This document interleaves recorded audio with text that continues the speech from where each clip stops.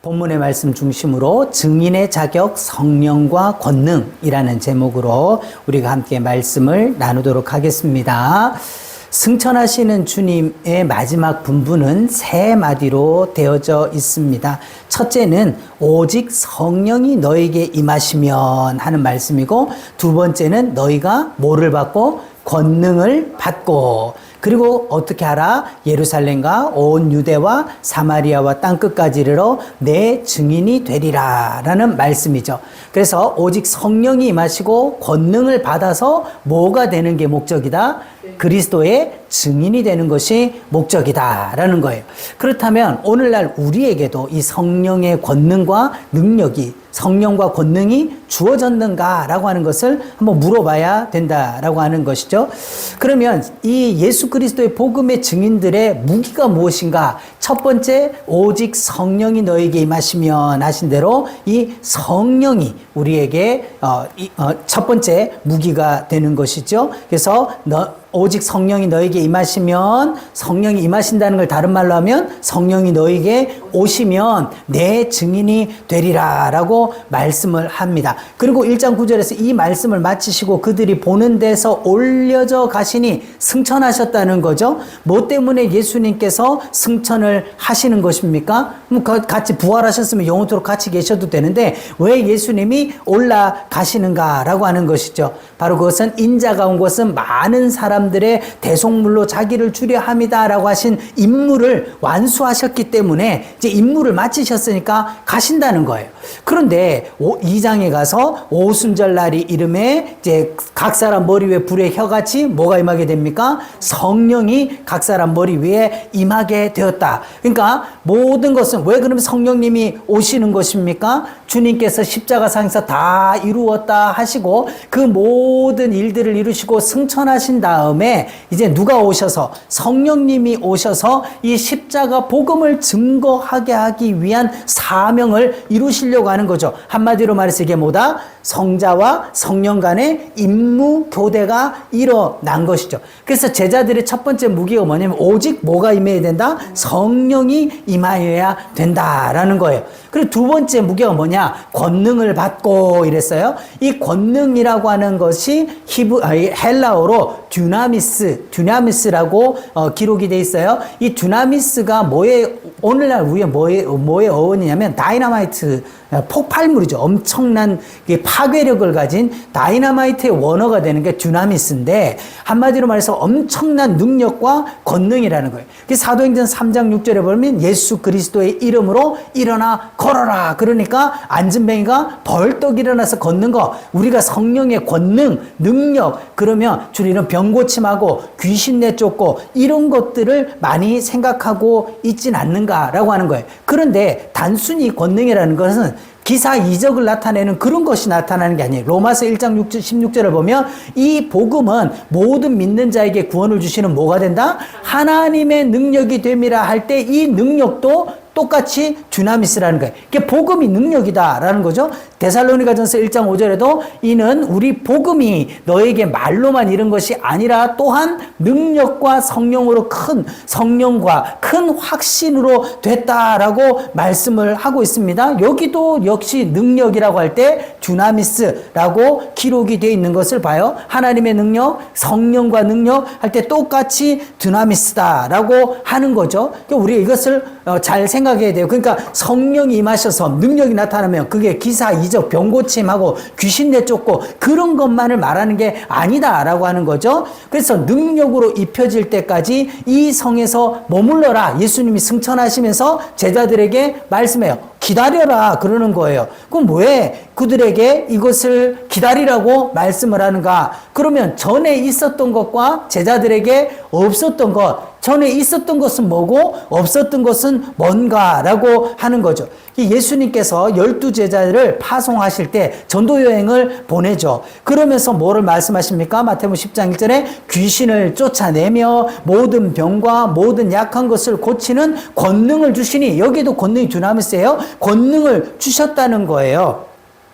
그리고 너희가 각 성에 가서 말할 때에 무엇을 말할까? 두려워하지 마라. 말하는 이는 너희 아버지의 성령이시니라 라고 말씀을 하시죠. 그러니까 뭐예요? 귀신을 쫓아내며 이 복음을 전하라고 할 때도 사도들에게 누가 함께 하셨다는 겁니까? 성령님이 함께 하셨다는 거예요. 누가복음 9장 6절에도 제자들이 두루 다니며 복음을 전하며 병을 고쳤다. 복음 전할 때 누가 함께 하셨다? 성령님이 함께 하셨다는 거예요. 그런데 없는 게 있었다. 그들에게 뭐가 없었냐는 거예요. 지금 권능도 받아서 가서 복음 전하니까 귀신도 쫓아내고 병도 고치고 다 하고 있는데 그들에게 뭐가 없었냐라고 하는 거죠.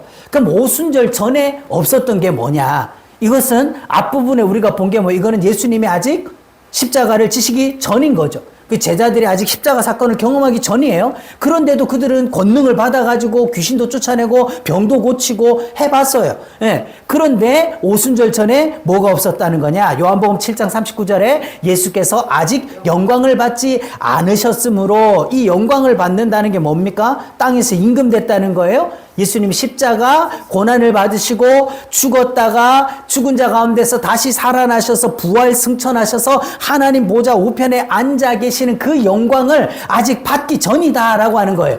그래서 뭐가 아직 안 왔다는 거예요? 성령이 아직 그들에게 계시지 아니하시더라. 이 말은 뭡니까? 성령이 함께하지 않았다는 얘기가 아니라 아직 성령이 그들 속에 거하는, 한마디로 말해서 성령님은 하나님의 영으로 우리 안에 오셔서 영원토록 거하겠다 그랬는데 아직 그 영원토록 거하는 성령님이 그들 안에 오시지 않았다라고 하는 거예요. 마치 구약시대 때 사울에게 성령이 임하였다가 그가 떠나가고 악령이 임하고 하는 것처럼 아직까지 그 내주하지 않았다라고 하는 것이죠. 그리고 또 예수님께서 아직 영광을 받지 않았다. 다시 말하면 아직 예수님이 십자가를 치시기 전이기 때문에 십자가 부활 승천을 아직 제자들이 겪기 전이기 때문에 뭐가 없었다는 거예요. 십자가 복음도 아직 그들에게 있지 않았다. 이게 참 중요한 거라는 거예요.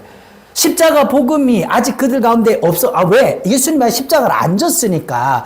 그런데도 그들에겐 권능이 있어가지고 성령님이 함께 하셔서 복음을 증거할 때 귀신도 쫓아내고 병도 고치고 하더라는 거예요. 그런데 아직 이거는 없다. 십자가 복음은 아직 경험하기 전이니까 없었다라고 하는 것이 이게 참 중요한 것이죠. 왜? 이 십자가 복음 후에야 뭐가 오는 거예요? 성령님이 우리 안에 내주하시는, 영원토록 떠나지 아니하시는 그 성령님이 오시기 때문이에요. 세 번째로 성령과 권능을 받은 제자들이 증언해야 되는 내용이 뭐냐는 거예요. 그러면 자, 성령이 임하시면 너희가 권능을 받고 내 증인이 되라 그랬어요. 그죠? 그러니까 성령이 오시고 그 다음에 권능을 받고 그런 다음에 뭐라는 거냐? 가서 병 고쳐라, 기사 이적 나타내라. 그게 아니라 예수 그리스도의 복음을 증거해야 된다라는 거죠. 그럼 증거하는 내용이 뭐냐? 요한계시록 12장 11절에 우리 형제들이 어린 양의 피와 그렇게 말씀을 하고 있어요. 이 어린 양의 피를 증언했다는 겁니다. 다시 말하면 주님 공생애 때도 다니면서 복음 전했어요. 복음서에도 그렇게 기록되어 있어요. 근데 중요한 게 뭡니까? 예수님의 십자가 복음을 증거했다는 거죠. 십자가 복음을. 예, 십자가 복음을 증언을 했어요. 그런데 아직까지 제자들에게는 이 십자가 복음이 없었다는 거죠. 근데 증언하는 입으로 하는 거예요. 증언하는 말씀으로. 그럼 뭐로 증언하는 겁니까? 이 십자가 복음 뭐로 증언해요? 입으로 증언하는 거죠. 그를 이겼다 그러는 거예요. 그러면 이 십자가 복음의 대적자가 누구냐? 뭐를 이겨야 되는 거냐? 여기에 대조가 나오는 거예요. 그래서 요한계시록에 보면 16장 13절에 개구리 같은 새 더러운 영이 나와요. 이 더러운 영, 이 영이 우리의 대적자죠. 이 대적자가 뭐로 우리를 대적하냐? 복음도 뭐를 입으로 증언하고 이 대적자도 그럼 뭐로 하는 거예요? 용의 입과 짐승의 입과 거짓 선지자의 입에서 나오더라. 한마디로 말해서 이 영적 전쟁이죠. 이 영적 전쟁은 뭐로 하는 거다? 입, 즉 말로 되는 거라는 거예요. 진리와 십자가 복음을 증언하는 말과 그것을 대적하는 사탄의 말과 미혹하는 말과 이 음녀에 홀리는 말과 이것들의 대조다라고 하는 거예요. 오늘날의 이단들이 그냥 자기들끼리 뭐 조직적으로 해서 그런 게 아니라 이 말로서 악한 영의 말로서 십자가 복음을 대적하고 있다라고 하는 거죠. 그 중요한 것은 사도행전의 중심 주제는요, 하나님의 나라로 시작해서 하나님의 나라로 마친다. 1장 3절에 보면 하나님의 나라의 일을 말씀하시다. 그리고 28장 마지막에 가서 하나님의 나라를 전파하며 그래요. 그러니까 사도행전 전체는 뭐에 대한 증언이다? 하나님의 나라를 이루어가는 것에 대한 증거다는 거죠. 무려 하나님의 나라에 대해서 7번이나 이야기를 하는 거예요. 그럼 하나님의 나라가 어떤 방도로 세워져 가느냐라고 하는 거죠. 첫 창조에도 뭐로 하셨어요? 말씀으로 창조하셨죠. 하나님께서 첫 창조 때도 말씀으로 해요. 요한복음 1장 1절에 태초에 뭐가 계시니라? 말씀이 계시니라. 그러죠. 그리고 3절에도 만물이 그로 말미암아 지은 바 되었다. 첫 창조에는 말씀으로 만든 거예요. 말씀으로. 그런데 재창조, 죄로 말미암아 이 하나님의 나라가 무너지고 깨어진 것을 다시 회복시켜서 하나님의 나라를 만드는 이 재창조 때도요, 재창조도 어떻게 보면 뭐로 만드셔요? 말씀으로 하는 거예요. 그런데 이 요한복음 1장 14절에 말씀이 육신이 되어 우리 가운데 거하심에, 그리고 사도행전 5장 20절에 이 생명의 말씀을 다 백성에게 말하라 하시는 거예요. 말씀이 육신이 되어 오셔가지고 죽으시고 부활하시고 우리 대속제물이 되어주셨죠. 그래서 생명의 말씀, 이 복음을 우리에게 주신 거예요. 이 복음으로 말미암아 깨어졌던 하나님의 나라가 다시 회복되어지는 것이죠. 그런데 첫 창조는 그냥 말씀으로 됐어요. 그런데 재창조에는 다른 점이 있다는 거예요. 뭐예요? 첫 창조에는 하나님이 있으라 해서 말씀으로만 만들어진 거예요. 그런데 거기에 뭐가 가입된 거예요? 뭐가 끼어들어온 거예요? 죄가 들어왔어요. 그 죄를 해결하고 다시 만드시는 거에는 뭐가?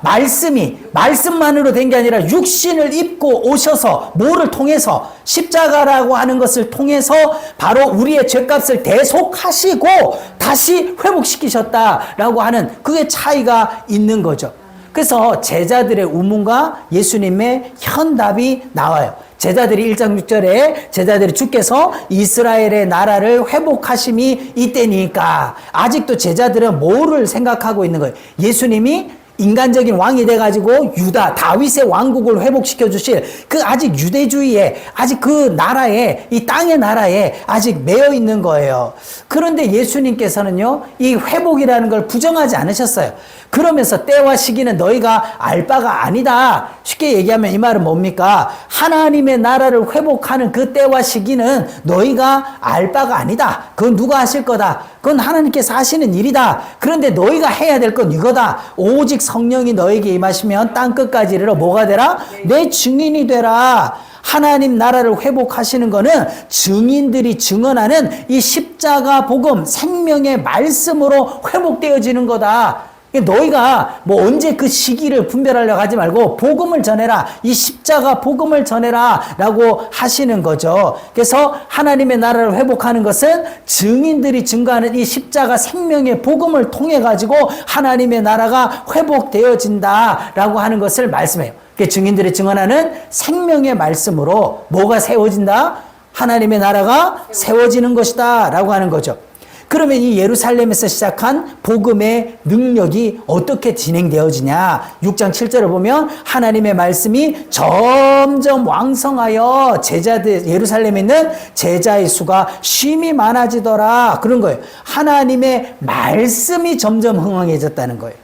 뭐 수단 방법을 한 게 아니고, 그들이 이사기적 능력 때문에 부흥을 한 게 아니고, 하나님의 말씀이 점점, 어느 정도까지 가냐? 온 유대와 사마리아와 땅끝까지, 이 사마리아까지 교회가 든든히 서가죠. 그리고 안디오게까지 가서 하나님의 말씀이 어떻게 되더라? 흥왕하여서 이제 세력을 얻어요. 에베소서에도 보면 주의 말씀이 힘있어 흥왕하여서 뭐를 얻었다? 세력을 얻더라. 그리고 어디까지? 로마에 가가지고 사도 바울이 하나님의 나라를 담대하게 거침없이 가르치더라 라고 하는 거죠. 그러니까 뭐가 들어가는 데서 하나님의 나라가 흥왕해지더라? 뭐가 들어가니까? 하나님의 말씀이 주의 말씀이 들어가는 곳에 하나님의 나라가 흥왕하게 일어나더라 라고 하는 거죠. 그럼 오늘날 복음의 능력을 회복하는 것이 가장 급선무다. 우리가 병 고치고 기사 이적 능력, 병 고치고 귀신 내쫓고 이런 것보다도 더 지금 중요한 게 뭐냐? 십자가 복음의 능력,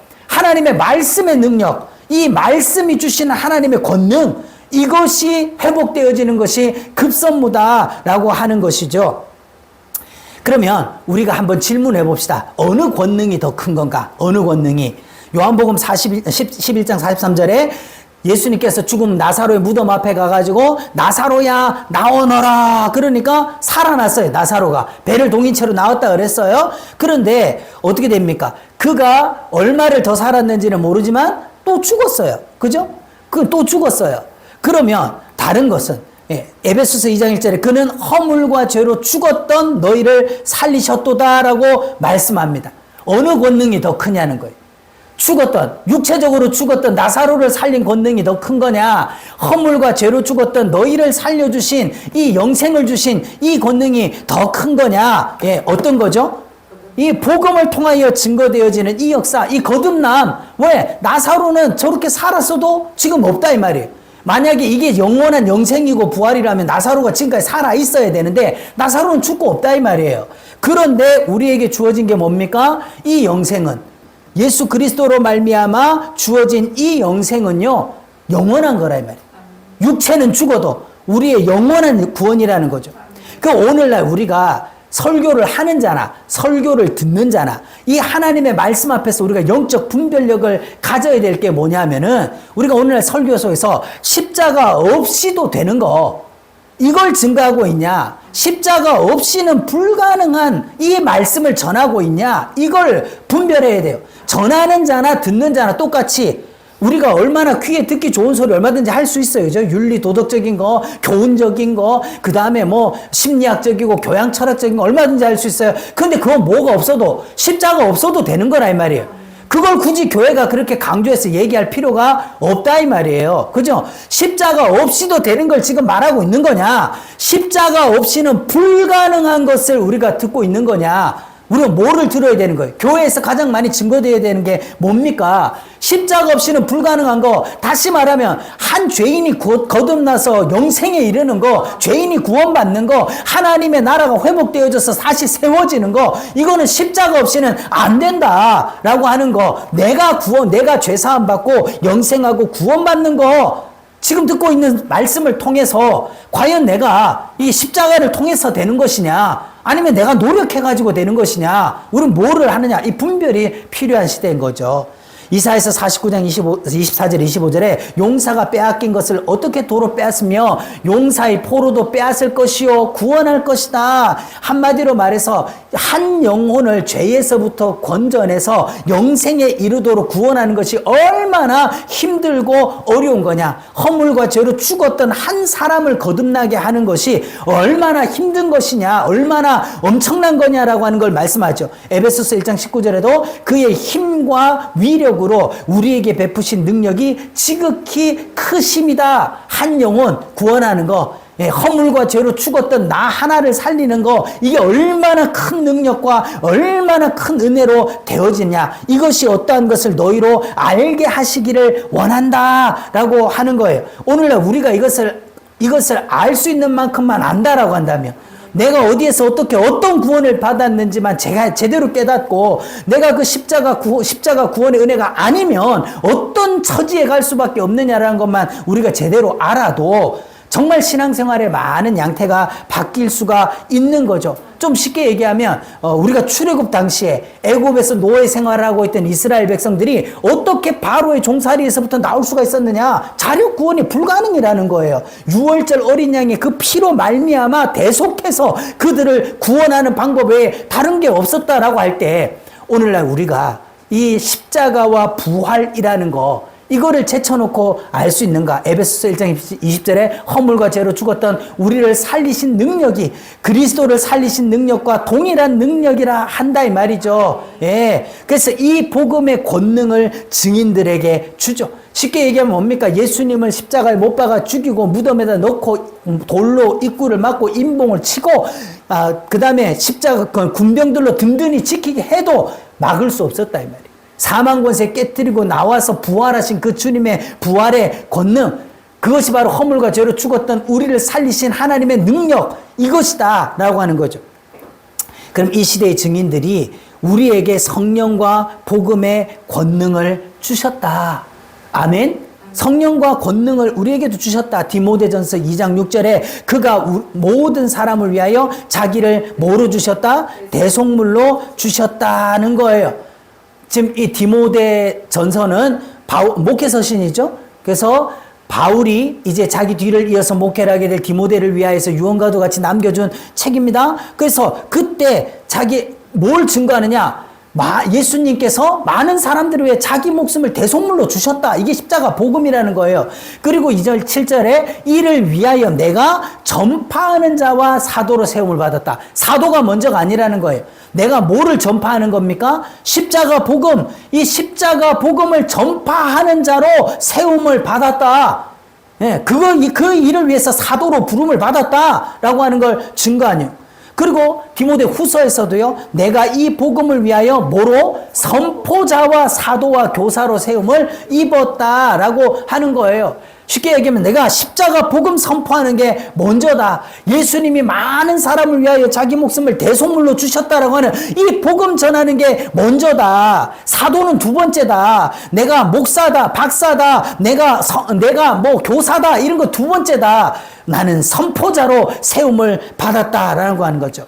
그래서 우리는 이 시대의 복음의 능력을 선포하라고 세움을 입은 자들이다. 이 복음의 능력이 뭐냐? 뭐 은사, 기적, 이사, 뭐 그다음에 뭐 이런 어떤 병 고침, 귀신 내쫓는 거 이런 것을 말하는 게 아니라 자기를 대속물로 주셔서 죄와 허물로 죽었던 너희를 살려주실 그 예수 그리스도의 복음, 십자가 복음을 증거하라고 성령님도 우리 안에서 힘을 다하여 우리에게 역사하시고 우리도 그와 힘을 다하여서 함께 이 복음을 증거하는 것에 앞장서야 된다라고 하는 거예요. 마지막으로 예레미야 15장 19절에 여호와께서 이와 같이 말씀을 하십니다. 내가 만일 돌아오면 내가 너를 다시 이끌어 내 앞에 세울 것이다 라고 말씀합니다. 예, 하나님께서 이제 바벨론 포로를 끝내고 돌아오면 또 하나님께로 돌아오면 내가 내 앞에 세울 것인데 네가 만약 헛된 것을 버리고 귀한 것을 말한다면 너는 나의 입이 될 것이라 라고 말씀해요. 쉽게 얘기하면 이 헛된 것 버리고 귀한 것을 말하라는 게 뭡니까? 그 당시에 많은 거짓 선지자들, 그 다음에 그 당시에 거짓 종교 지도자들이 하던 그런 가짜 예언들, 그런 것들 다 버리고 하나님의 말씀 증거해라. 그럼 너는 나의 입이 될 거다. 그들은 네게로 돌아오려니와 너는 그들에게로 돌아가지 마라.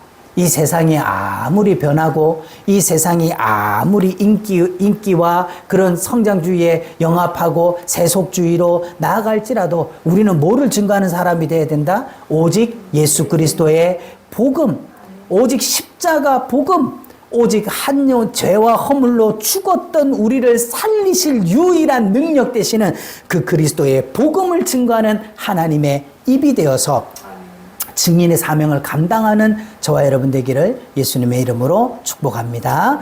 기도하겠습니다.